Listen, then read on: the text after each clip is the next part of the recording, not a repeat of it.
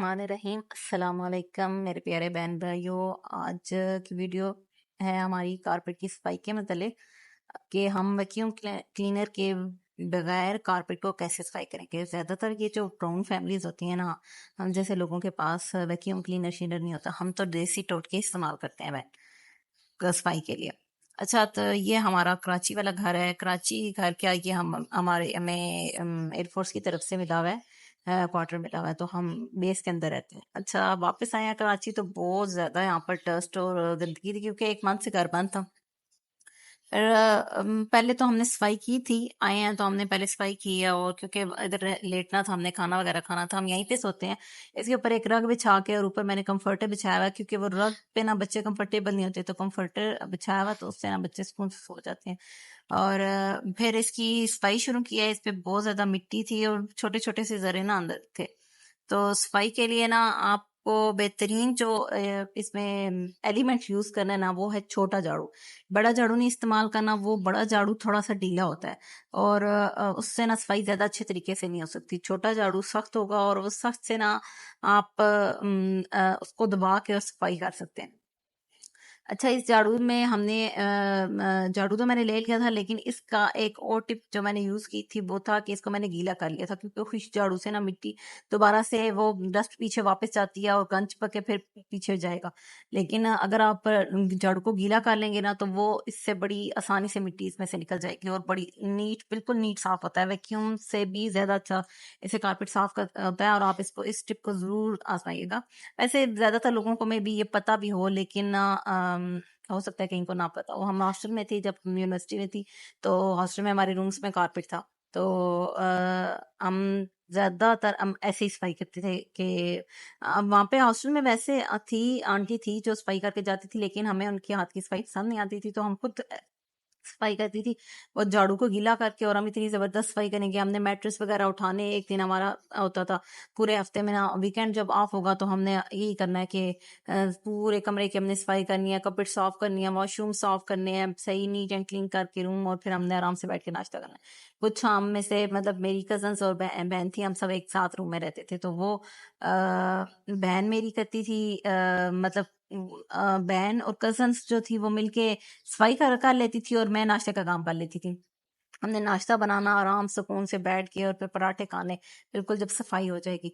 ज्यादातर हॉस्टल्स में लड़कियों ने वॉशरूम बहुत गंदे रखे हुए होते हैं, तो फिर हम अपने वॉशरूम में किसी को आने नहीं देते थे कि ये गंदा करके चले जाएंगे। अभी कहाँ क्या बात कर रही थी और निकल गई कहीं और पे।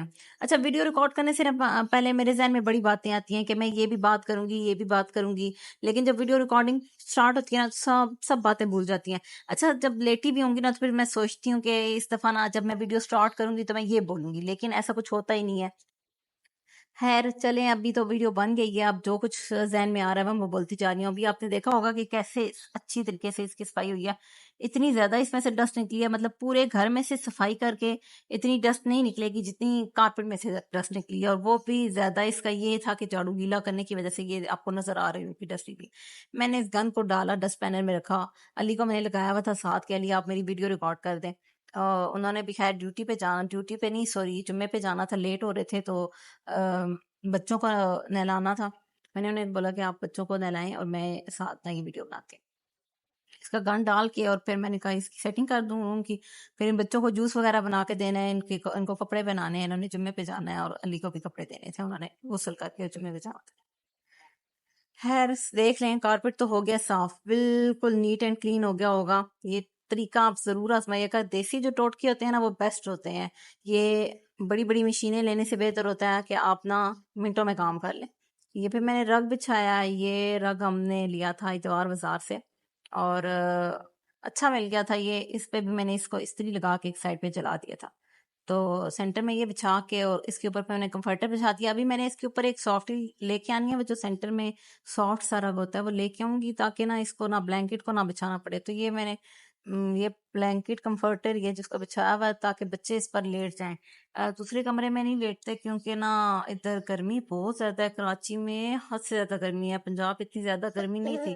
पंजाब मतलब गर्मी तो थी, पंजाब में भी थी, लेकिन शायद हमें इतनी फील नहीं होती थी, घर में रहते थे, रूम कूलर वगैरह लगे हुए थे। यहाँ पर हमें इतनी फैसिलिटीज नहीं है ना, इधर हम कुछ रख रहे भी नहीं है, कुछ ले रहे भी नहीं है, इसी वजह से भी जी हमारी ट्रांसफ़र आ जाएगी, ट्रांसफ़र आ जाएगी, लेकिन ट्रांसफ़र के चक्करों में हम गर्मी में ज़लील हुए पड़े हैं।